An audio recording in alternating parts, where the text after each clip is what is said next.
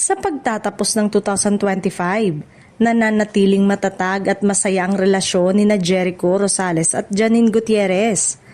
Ayon sa mga pinakabagong sightings at social media update ngayong December, bagamat walang opisyal na anunsyo o malaking showbiz headline sa kasalukuyan, napapansin ng fans ang pagiging consistent ng dalawa sa kanilang low-key bonding moments.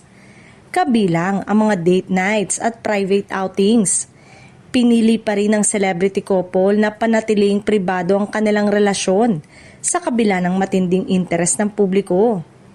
Wala ring lumalabas na issue o intriga na kinasasangkutan ng dalawa, dahilan para mas lalong humanga ang kanilang mga taga-suporta.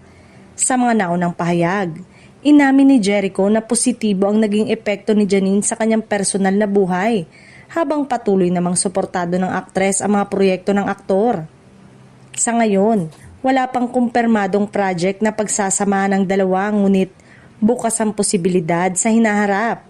Para sa kanilang fans, sapat na ang makita na masaya, tahimik at steady ang relasyon ni Jericho at Janine ngayong December 2025.